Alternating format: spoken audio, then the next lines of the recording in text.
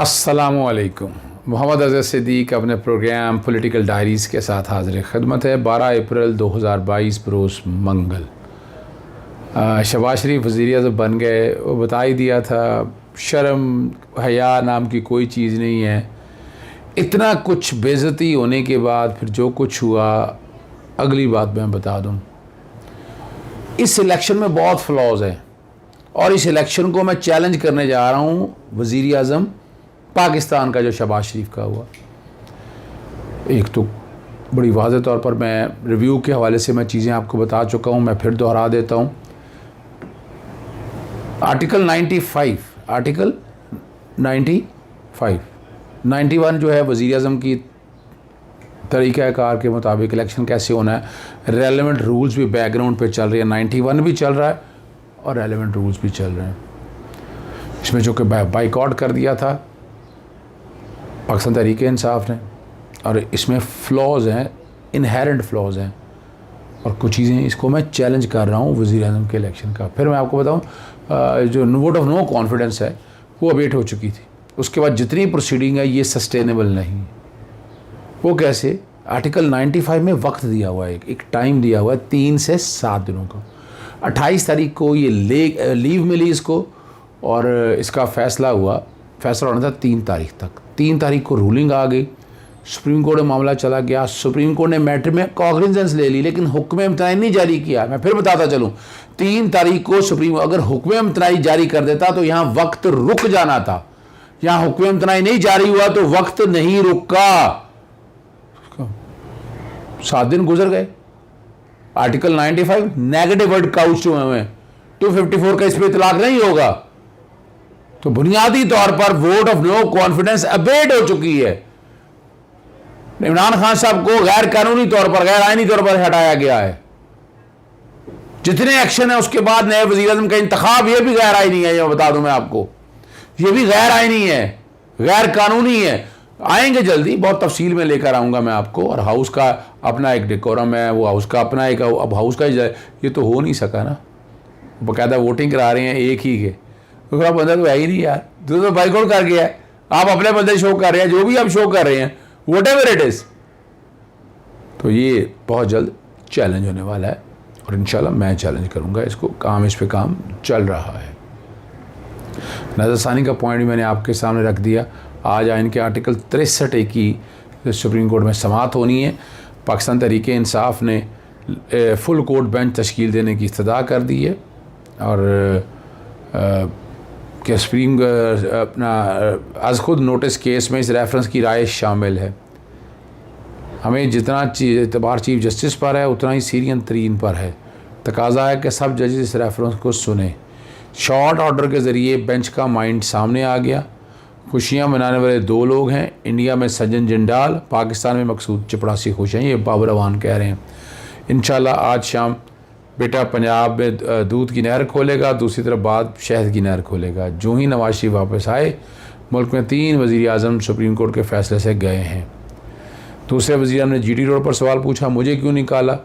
इमरान खान ने बताया मुझे यूँ निकाला। बहरहाल इन चीज़ों में मैं सियासी बातों में नहीं जाना चाहता। आप तक सिर्फ आप तक बताना है 63A वाला मामला जो है वो उठा दिया है। डिफेक्शन की क्लॉज, और इसमें डिफेक्शन में मैं बड़ा क्लियर हूँ कि ये डिफेक्शन हो नहीं सकती। मैं फिर दोहराता हूँ, आपकी मैं वजूहात मैं आपके सामने बार बार रखता हूँ क्यों नहीं हो सकती डिफेक्शन। कि पहले फॉरवर्ड ब्लॉक बनाने की इजाज़त थी, फिर इसको रीवर्डिंग करके ये बनाया गया कि यहाँ रोकनी थी। पार्लियामेंट की इंटेंशन बड़ी क्लियर थी, ये होने नहीं देनी। फिर भी अगर कोई बंदा करता है तो डिस्क्वालीफाई होगा। तो इंटेंशन मोटिव अगर कर गया, ये सिविल लायबिलिटी की बात है, क्रिमिनल कॉन्सिक्वेंसेस मैं नहीं देख रहा इसके।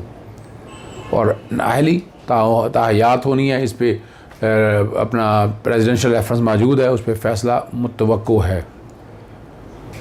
बहुत सी चीज़ें तेज़ी से आगे जानी है। आगे फिर एक और बड़ा अहम है, यानी शहबाज शरीफ वज़ीर-ए-आज़म बन गया, काबीना आपके सामने आ गई, बंदरबांट सामने आ गई, अटॉर्नी जनरल कौन बन रहा है, ये सारा कुछ आप लोगों के सामने आ गया।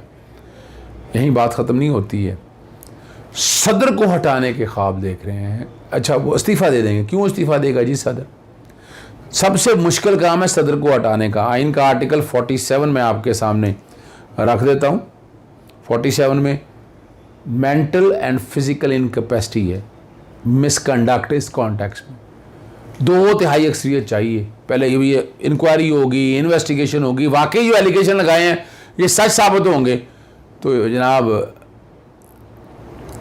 आरिफ अलवी साहब सदर पाकिस्तान जब तक इस्तीफ़ा नहीं देते इन्हें निकालना चूहे शील लाने के बाद बहुत मुश्किल तरीन काम है, इसे हटाया ही नहीं जा सकता। मैं फिर बार बार दोहराता हूँ, इन्हें हटाया ही नहीं जा सकता। चलें, ये भी बता दिया। तो यहाँ भी शहबाज शरीफ जो है वो कुछ नहीं कर सकता, सॉरी नवाज शरीफ वगैरह कोई पार्टी कुछ नहीं कर सकते। मौलाना फजलुर रहमान वही कश्मीर कमेटी के रह जाएंगे। डीजी नैब लाहौर की तकरीर का मामला है, जस्टिस बाबर सत्तार ने की है और जमील अहमद की बतौर डायरेक्टर नैब तैनाती के खिलाफ दरख्वास्त पर समाअत है। नैब की जानिब से जहांज़ेब बरवाना स्पेशल प्रोसिक्यूटर और दरख्वास्त गुजार के वकील बैरिस्टर ज़फ़रुल अदाद में पेश हुए। और तैनाती गैर कानूनी होने की निशानदेही की, कानून के मुताबिक नहीं है। 2016 से 2020 तक नैब में कोई तकर्री नहीं हुई। जहांज़ेब बरवाना ने कहा जमील अहमद को 1 साल के लिए आर्जी तौर पर तकर्र किया गया, इसलिए जमील अहमद को कॉन्ट्रैक्ट की बुनियाद पर 1 साल की मुद्दत के लिए रखा गया है। लाहौर हाई कोर्ट में इसी नौयत की दरख्वास्त खारिज हो चुकी हुई है। अदालत ने जमील अहमद के वकील को दलाइल का आखिरी मौका दे दिया है और जहांज़ेब बरवाना अदालत ने समाअत जो है 22 अप्रैल तक मुलतवी कर दी है। पंजाब असम्बली का आपने पोजीशन सारी देख ली है, जो कुछ सारी चीज़ें सामने आई। बहस यही हुई आर्टिकल 69 के तहत कि हाई कोर्ट को कोई इख्तियार नहीं है असम्बली की इंटरनल प्रोसीडिंग देखने के वाले, और मैं इस पे बड़ा क्लियर हूँ, बिल्कुल इख्तियार नहीं है। इनक्रोच कर रहे हैं वो एक अलग बात है, लंबी बात हुई, गलत बयानी, बजाया गया असम्बली हॉल ठीक है नहीं है, बंदा स्पेशल जाके भेजना है कि वाकई वहाँ इजलास हो सकता है कि नहीं हो सकता है। और यानी ये वो बुनियादी चीज़ें हैं जो सारा आपके सामने नज़र आ रहा है। पंजाब में पोजीशन चौधरी परवेज़ इलाही की बहुत मजबूत है और मेरा ट्वीट इसमें देख लीजिएगा, मैं कर चुका हूँ कि वैसे तो 371 का ऐवान है, 186 मेजॉरिटी है, लेकिन 186 पाकिस्तान मुस्लिम लीग नून के पास नहीं है, 172 वोट हैं। तो ये वोट तोड़ने तो ये तोड़ेंगे पीटीआई के, तो पीटीआई के तोड़ेंगे डिफेक्शन लग जाएगी। तो डिफेक्शन से बचने का भी उन्होंने एक रास्ता निकाला है, मैंने ट्वीट में बता दिए। वो 386 में से 40 के करीब जो टूटे हुए हैं उनका इस्तीफ़ा दिलवा देंगे। तो ईवान आपका छोटा हो गया, आर्टिकल 130 बैकग्राउंड पे चल रहा होगा, ईवान क्या हो गया छोटा। अब उस छोटे ईवान में से मेजॉरिटी आपकी उसके मुताबिक आएगी, वो 172 आराम से वोट ले सकते हैं। हम ले सकते हैं या नहीं ले सकते, या फ़र्ज़ करें बराबर पे वोट आ गए, थोड़े से ज़्यादा आ गए, फिर दोबारा इलेक्शन कराया जाएगा, हो जाएगा। फिर तहरीकी अदम एतमाद का जब ले लेंगे तो आप मिनिमम वोट पूरे नहीं कर सकेंगे, तो ये वज़ारत आला स्टेक पर रहेगी। ठीक है जी, चलें, इजाज़त चाहूँगा। लेकिन हाँ, इजाज़त से पहले मेरे मुख्तलिफ प्रोग्राम थे GTV के साथ और बोल न्यूज़ के सात। अहमद जवाद का ख़ास तौर पर जिक्र है, अहमद जवाद को मैंने छेड़ लिया, ये इससे कौन अमेरिकी सफारतकार मिलने, क्या ये इंपॉर्टेंट आदमी आ गया, इसकी क्या अहमियत है, सिर्फ बताना था। इसको गुस्से आप गोला हो गए। मैंने बताया सफाई निस्फ़ इकबाल है, जो मैं डॉक्टर अनवर सजाद का बताया, और हद से ज़्यादा खलूस इंसान को मशकूक बना देता है। ये वो सारी चीज़ें मैंने इसके अंदर रखी हैं, सुनिएगा। इलेक्शन की तरफ जाना होगा, क्या ऐनी बहरान देख रहे हैं आप? बहुत शुक्रिया जी। बुनियादी तौर पर अगर आप देखें पाकिस्तान तहरीक-ए-इंसाफ के 156 के करीब वोट है, बहुत बड़ी तादाद है, और ये मौका भी आना था कि 56 वाला सीटों वाला जो है वो सारे सिस्टम को हाईजैक करके और हुकूमत बनाने जा रहा है। बहरहाल हुकूमत तो बन गई उनकी, और सुबह वो डेफिनेटली इलेक्ट भी हो जाएंगे, कागजात नामजदगी मंजूर भी हो गए। दूसरा जो इशू चैप्टर है ना, यहाँ मेजॉरिटी सिंपल चाहिए कोई भी कानून साजी करने के लिए। ठीक बात। तो जब तक 172 सीटें कायम हैं तो असेंबलियां तो डिसॉल्व नहीं हो सकती। बाकी जितने भी हैं, मिसाल के तौर पर पाकिस्तान तहरीक-ए-इंसाफ, एक पॉलिटिकल एलिमेंट बताने लगो, एक कानूनी और एक लीगल और कॉन्स्टिट्यूशनल पर्सपेक्टिव बताना है आपको। यानी इस्तीफा दे देंगे आप, तो इस्तीफा दे दिया, लेकिन इस्तीफा देने से आपको फर्क नहीं पड़ेगा। उसकी जगह कानूनी तौर पर आइन के आर्टिकल 224 वगैरह सारे अगर पढ़ लें तो उन पे ज़िमनी इलेक्शन होगा। वो एक अलग बात है, खर्चा क्या होना है, बहुत खर्चा होगा, ये बराबर तकरीबन जनरल इलेक्शंस के करीब चला जाएगा, वो पॉलिटिकल एस्पेक्ट है। लेकिन हमारे आइन के अंदर ऐसी कदगन कोई नहीं है, आपको सिंपल मेजॉरिटी चाहिए। यानी एक MNA है शहबाज शरीफ साहब ही हैं, जी शहबाज शरीफ साहब सिंपल मेजोरिटी से अगर बन जाती है, मिसाल के तौर पर आर्टिकल 91 के तहत मुंतखब भी हो जाते हैं, तो इनको वोट ऑफ नो कॉन्फिडेंस लेने का सदर कहते हैं, तो 172 अगर वोट नहीं होंगे तो फिर असेंबलियां डिसॉल्व हो जाएंगी। यानी अंदर ये हाउस के अंदर बैठकर आपको ये मैनेज करना चाहिए, जिस तरह उन्होंने कहा किया है उस तरह आप बैठकर मैनेज करें, बंदे अपने साथ मिलाएं, और मिलाने के बाद प्रेसिडेंट अगर वोट ऑफ कॉन्फिडेंस लेने के लिए कहे और शहबाज शरीफ ना ले सके तो फिर आप जा सकते हैं अपना डिसॉल्व होने की तरफ या नया कायदे ईवान। अभी फिलहाल उससे फर्क नहीं पड़ता, सुबह ये असेंबली भी आप डिसॉल्व कर दें, लेकिन उस वहां भी इलेक्शन हो जाएंगे जहां जहां इलेक्शन होने हैं। लेकिन हाँ, वहां पर ऐसा होगा KPK के अंदर, क्योंकि KPK में आपकी तादाद ज्यादा है जी, तो वहां अगर आप ज्यादा इस्तीफे दे देंगे तो मेजोरिटी से ज्यादा हो जाएगा, तो वो ऑटोमेटिकली डिसॉल्व की तरफ चला जाएगा। पंजाब के अंदर भी आपके मुनर्रफ अरकान भी अगर सारे इस्तीफे दे देते हैं तो सिंपल मेजोरिटी से ज्यादा है तो फिर असेंबलियां डिसॉल्व हो जाएंगी। अगर सिंपल मेजोरिटी के करीब लोग मौजूद हैं तो फिर शायद असेंबलियां डिसॉल्व ना हो जाए। अच्छा, ये बड़ा कानूनी नुक्ता था इसलिए मुझे पूछना था, लेकिन अब एक सदा ये भी आ रही है कि सदर की कुर्सी भी खतरे में है। मैं जाती हूँ ब्रेक पे। मुजाहिद साहब, आपको क्या लगता है कि सदर के मामले पर क्या रवैया इख्तियार करेगी कल कायदे ऐवान चुनने के बाद? देखिए, मैं इसका जवाब अगर मैं दे दूं आपको। अच्छा, बिल्कुल अजहर सिद्दीक साहब, शाह साहब को करें। अच्छा देखिए, सदर का ओहदा जो है ना, वजीर आजम की तरह नहीं है कि इधर से बंदे उठाए उधर ले गए। सदर को इम्पीच करना है और इम्पीच होना है मिसकंडक्ट के ऊपर। और 2/3 अक्सरियत चाहिए। ये तो ख्वाब दिखाया ना मौलाना फजल रहमान को, प्लेट में रख के दे देंगे, इतना आसान काम नहीं है। अच्छा। 2/3 अक्सरियत चाहिए आपको पार्लियामान के अंदर, तो 2/3 अक्सरियत आएगी, फिर बाकायदा मिसकंडक्ट का आपको साबित करना पड़ेगा, फिर उसकी हेयरिंग होगी, मिसकंडक्ट अगर साबित करेंगे तो फिर इम्पीच करेंगे। तो सदर, मैं नहीं समझता इस्तीफे के अलावा सदर को निकाला जा सके। चले एक ब्रेक ले लेते हैं, फिर मेरा ख्याल है मुजाहिद साहब फिर वापस आते हैं। तो अब पाकिस्तान तहरीक इंसाफ इस्तीफों के मामले पर, जैसे अभी हमने कानूनी पेचीदगी सुन ली, इसी को आगे डिबेट करते हैं।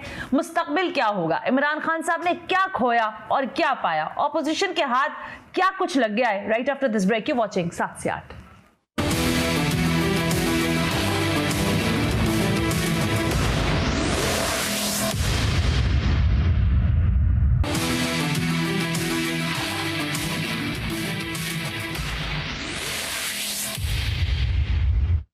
वेलकम बैक नाज़रीन, हम ब्रेक पर थे। मुजाहिद बरेलवी साहब मेरे साथ मौजूद हैं, बैरिस्टर ज़फ़र अली शाह, एडवोकेट अजहर सिद्दीक से भी हम बात कर रहे हैं। मुजाहिद बरेलवी साहब, कल रात तक या कल सुबह तक की भी अगर मैं कंडीशन देखूं तो प्राइम मिनिस्टर इमरान खान साहब जो कि अब साबिक हो गए हैं, वो बड़े कॉन्फिडेंट थे। वो कह रहे थे कि मैं अचकन इनको पहनने नहीं दूंगा, इनकी अचकनें रखे रखे खराब हो जाएंगी।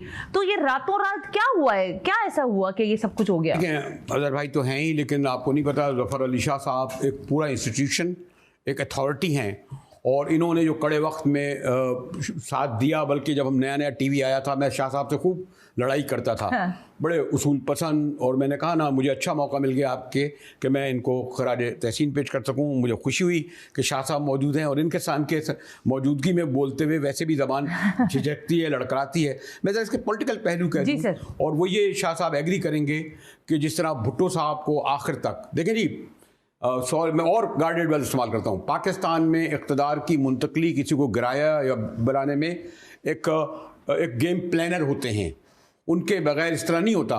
इमरान खान साहब को भी लाया गया, MKM भी आ गई, बाप भी आ गए, फला भी ले आए, जमा कर दिया। अब ये देखिए यहाँ 176 कैसे जमा हुए, यानी इमरान खान साहब को जो भी यकीन दिला रहा था जी, और यकीनन वो एस्टेब्लिशमेंट का कोई एक हल्का दिला रहा होगा, ठीक है, कि आपको और कुछ नहीं होना, डटे रहिए आखिर तक, ठीक है। गिनती भी वो बता रहे थे, मोहसिन दावर, अली वजीर, ये दो कहाँ से लाए गए? हाँ। अली नवाज शाह कहाँ से लाए गए? हाँ। शाहजहान बुगटी कहाँ से लाए गए? जो शाहजहान बुगटी पहले ही 42 करोड़ रुपए ले चुके थे। अख्तर बलोच कहाँ से लाए गए? अच्छा, वो 20 अरकान कैसे तोड़े गए? दैट्स अनदर थिंग कि सुप्रीम कोर्ट के सामने नेकेड आदमी थे, और हो सकते हों।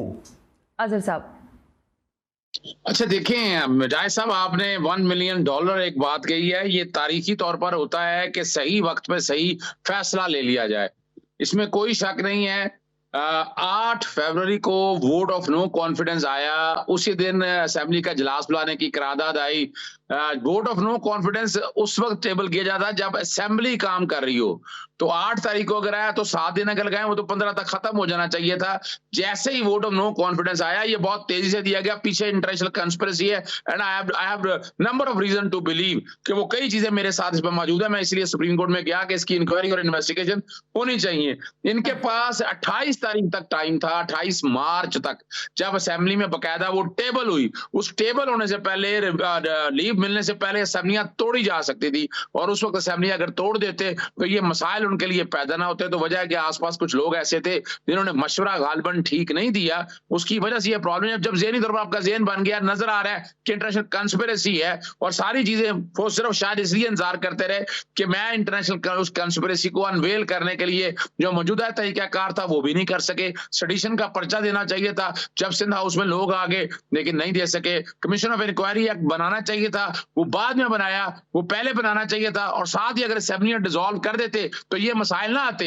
अब ये वजह ये है कि ये सारे चाह रहे थे अर्ली इलेक्शन का। सुप्रीम कोर्ट के सामने जब 7 तारीख को मामला जजमेंट के लिए उठ के गए, लिखने से पहले ये कंसेंसस तकरीबन हो गया था कि इलेक्शन की तरफ कोर्ट जाने का। कह रही थी कि वो छोड़ दें, वो गैर कानूनी है, लेकिन चूंकि इलेक्शन कॉल हो गया है तो इसलिए आगे की तरफ जाया जाए बात। लेकिन यहाँ ये सारे बैकफुट पे दिए गए कि ये अर्ली इलेक्शन अपोजिशन से कोई नहीं चाहता। चाह क्या रहे हैं कि ये आएंगे, आकर आ जाते हैं, आकर अभी कल से देखिएगा ट्रांसफर, पोस्टिंग, बहुत ढेर सारी फंड की एलोकेशन, ये सारा करेंगे। फिर चेयर नैब को डाइल्यूट करेंगे, ईवीएम के ओवरसीज के हवाले से वो खत्म करेंगे। फिर मेंबर 2 पड़े हैं इलेक्शन कमीशन के, वो लगाने हैं उन्होंने, वो करेंगे। और जिस इदारे के बारे में बातें हो रही हैं, कल उनको याद रखिएगा, ये इकट्ठे होकर उनको अपना लेके आएंगे महकमा दाखिला के नीचे। अब आईएसआई को याद रखिए, मैं साफ कह देता हूं आपको, फिर यही बात खत्म नहीं होगी। ये आगे जाएंगे, आगे जाके नवाज शरीफ साहब को वापस लाया जाएगा? नवाज शरीफ साहब की वापसी होगी? आप दोनों से शाह साहब थे, क्योंकि नवाज शरीफ साहब जो कुछ लंदन में बैठकर कहते रहे हैं, और कहा यह जाता है कि जब किसी को बाहर निकाला जाए तो वो इदारे उनको वापस नहीं आने देते। तो क्या मियां साहब के आने के लिए ग्राउंड तैयार हो गया है?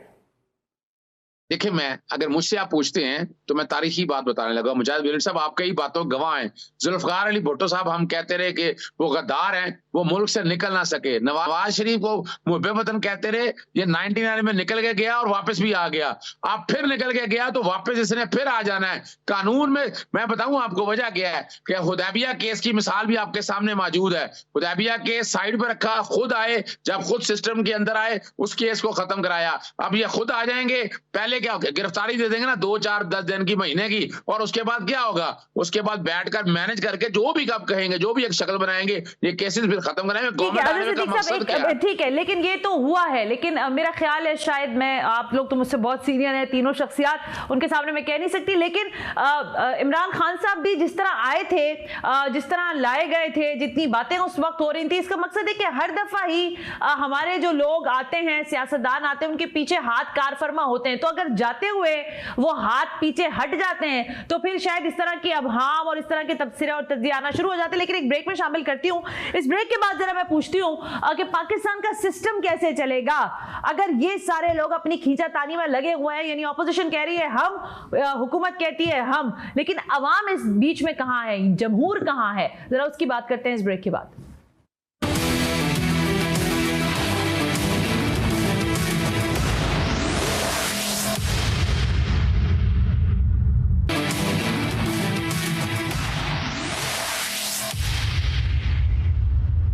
Welcome back. वक्त बहुत कम है, लेकिन जाहिर है पाकिस्तान की सियासत पर मैं बात कर रही हूँ। इस दौरान मुजाहिद बरेलवी साहब, मैं बार बार, मेरा इसरार शायद अब यही रह गया है कि पॉलिटिकल पार्टीज का जो अपना मामला है वो खींचातानी का शिकार है। कल भी एक मामला होगा, आपको पता है, सिस्टमैटिक तरीका है, कायदे अवान को चुन लिया जाएगा, ये इस्तीफे दे देते हैं, असेंबलियों का मामला आपने कानून सुन लिया है।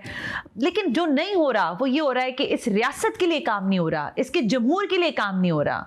और वो इसलिए देखिए सना नहीं हो रहा। देखिए हम जो गुफ्तगू कर रहे हैं, मेरे ख्याल में जब इमरान खान साहब ने, जैसे हुआ ना, आप कह रही थी ना कि जिस तरह वो लाए गए बैसाखियों पर, और ये हम बार बार उनसे कहते रहे, बिल्कुल ऐसे इन बैसाखियों को अलग होना था जब ये टर्निंग पॉइंट आना था। और जब इमरान खान साहब को ये इल्म हो गया था कि उनके 22 अरकान उन्हें छोड़ चुके हैं, तो उन्होंने उसके बाद इस बात की क्यों कोशिश करी कि दर पे उन्होंने खटखटाया। उसी दिन उन्हें समझ लेना था कि ये 22 अरकान किसके कहने पर लग हुए हैं। MQM जो इनकी इत्तेहादी है 3.5 साल तक, या बाप ये क्यों इनको छोड़ के जा रही है? सब मैनेज था, सब मैनेज। और मैं आज आपको बता दूं, अजहर साहब आपको बता भी देंगे, जिस तरह जुलाई में हुआ था ना भुट्टो साहब का, जनरल चिश्ती को मार्च में इन लोगों ने मैनेज कर लिया था। चिश्ती इनकी मीटिंग हो चुकी थी कि हम भुट्टो साहब को किस तरह निकालेंगे। वो रफ़ीक रज़ा वाला वाक़या भी बड़ा मशहूर है।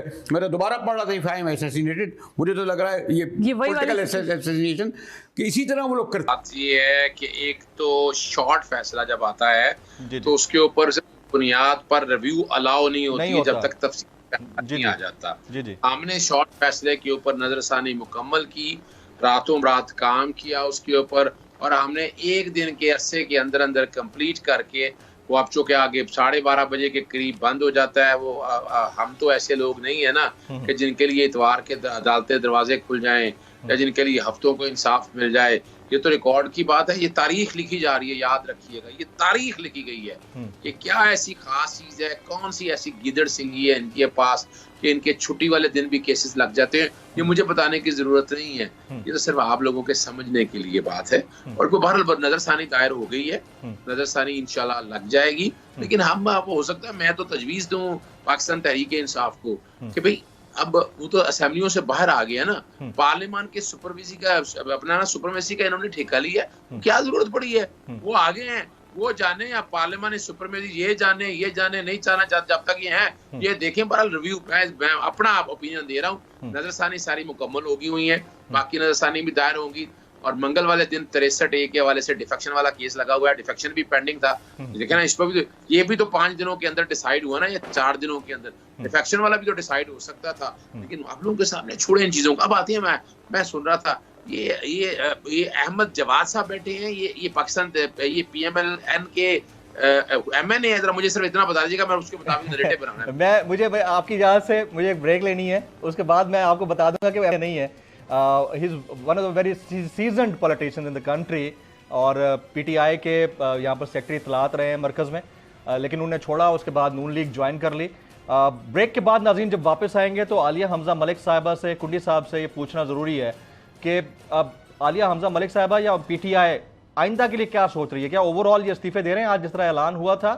और पीपल्स पार्टी और PMLN क्या ये जुड़कर एक मुश्तरका गवर्नमेंट को आगे कंटिन्यू कर भी पाएंगे या नहीं कर पाएंगे? After this break, welcome back. मैं अपने तमाम मोअज़्ज़ज़ मेहमानों को एक बार फिर से खुश आमदीद कहूँगा। इससे पहले कि मैं आलिया की तरफ जाऊँ और अहमद जवाद से सवाल करूँ, आप कुछ कह रहे थे अजहर सिद्दीक साहब, अपनी बात कंप्लीट कीजिएगा प्लीज़। अच्छा, मैं वो शायद समझ रहा था कि आपने को PMLN का या पाकिस्तान पीपल्स का को डाई हार्ड वर्कर बिठाया हुआ है, वो तो आपने मुझे बता दिया। अच्छा, ये गालिबन अहमद जवाद उन्हीं में से नहीं है जिनसे गालिबन कोई, ये बुरा ना मनाइएगा, बाद में जवाब दे दीजिएगा, इनके इंटरप्ट दी जा। ये उनने ही है कि जिनसे आके अमेरिकन एम्बेसडर्स वगैरह गालिबन जिनसे मिले थे, वो जो 27-28 लोगों का जिसका अरशद शरीफ ने जिक्र किया। जी जिक्र किया था उन्होंने, ये बाद में पूछ लेंगे उनसे, वही हैं। मैं सिर्फ बताना ये चाह रहा हूँ, जवाब जरूर ले लें। जी मैं आपके पास आऊंगा अहमद भाई, मैं आपके पास बिल्कुल इसके बाद फौरन बाद आपके पास आता हूँ। सवाल की इजाजत ना दिया करें। एक शख्स जो है, मैं नहीं जानता ये कौन है, लेकिन जब एक पर्सनलाइज एक बंदा होता है, सवाल करता है, तो फिर आपको मुझे जवाब देने का पहले हक देना पड़ेगा। सर मैं बिल्कुल आपको पूरा जवाब देने का हक दूंगा, इसके फौरन बाद दूंगा, आप उनका सवाल सुन लें। या तो उसको सवाल ना करने देते, अब उसने सवाल किया है तो मैं ताकि अच्छा अजहर सिद्दीक साहब एक सेकंड इजाजत दीजिएगा। जी अहमद जवाद साहब बोलिए आप प्लीज।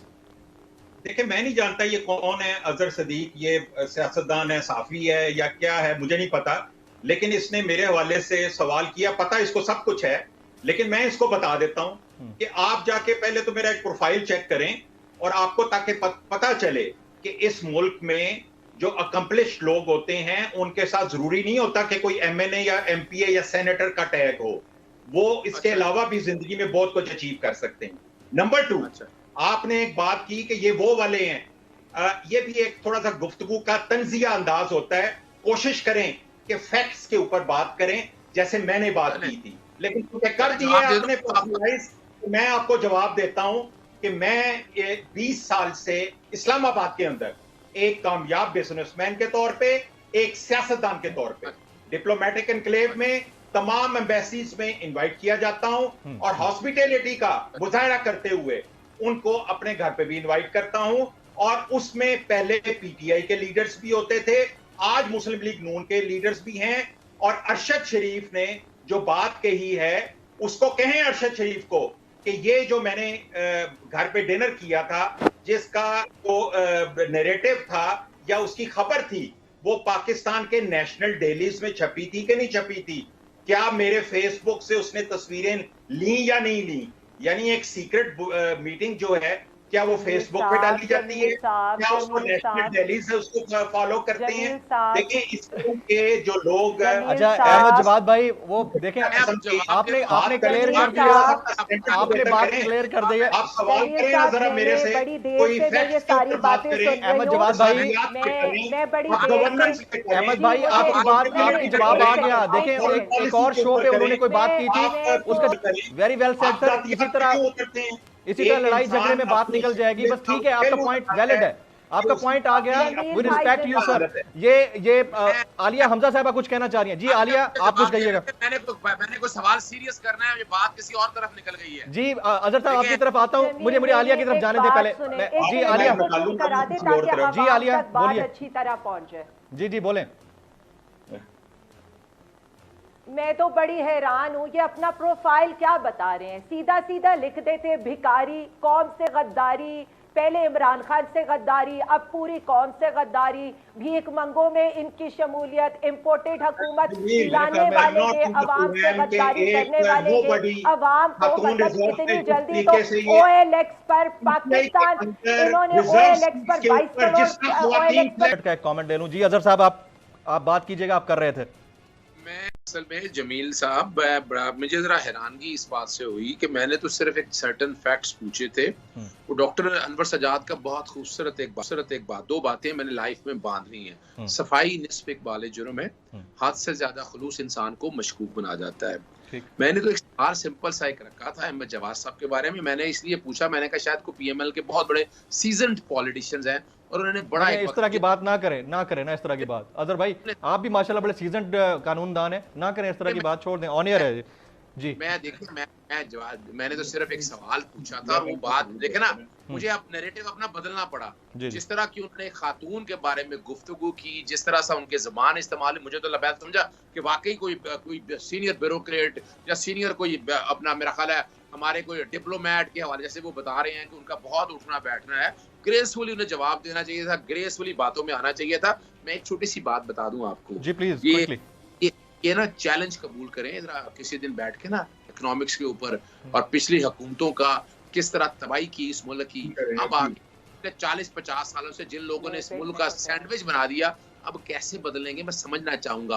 और ये समझना चाहूंगा कि इनका जो बाहर के लोग हैं, जो डिप्लोमेट है, उनका पाकिस्तान में क्या कंसर्न है, वो पाकिस्तान से क्या चाहते हैं, उनका नरेटिव क्या है। और अभी जो इतना बड़ा चार्ज, जो मैं नहीं कह रहा, हारून रशीद का कॉलम देख लें, फिर आप अंसार अब्बासी का 17 फरवरी का कॉलम देख लें, वो उनसे नजर आ रहा है ना कि नरेटिव क्या बिल्ड किया। और इमरान खान साहब अब जो बात कर रहे हैं लेटर के हवाले से, वो चीजें फिर वक्त के साथ साथ साबित आ गई। तो ठीक है, मैं किसी पार्टी में अगर रहा हूं तो ग्रेसफुली मुझे उनके अंदर की चीजें पता है। मेरा मकसद ये नहीं है मैं उनको छोड़ के मैं बताऊं, नेशनल पॉलिटिक्स की बात करूं, पार्टी के अंदर क्या होता रहा क्या नहीं होता रहा, उसको छोड़ के नेशनलिस्ट होने की बात, कौम को आगे ले जाने की बात, हम सब पे ये फर्ज है कौम को आगे लेके जाएं। ये हम छोड़ दें दूसरे पे इल्जाम लगाने की बजाय, हम लेके आएंगे वाकई ये इस तरह। अब देखेंगे ना, अभी आ गई ना गवर्नमेंट, ये उनके साथ चले गए ना, गवर्नमेंट आ गई है, हम भी सुन लें इनसे कि ये 4 काम कैसे करेंगे, महंगाई कैसे खत्म करेंगे, पेट्रोल कैसे नीचे लेके आएंगे, लोन कैसे कम करेंगे, और सबसे बड़ी बात जो है कि इस मुल्क का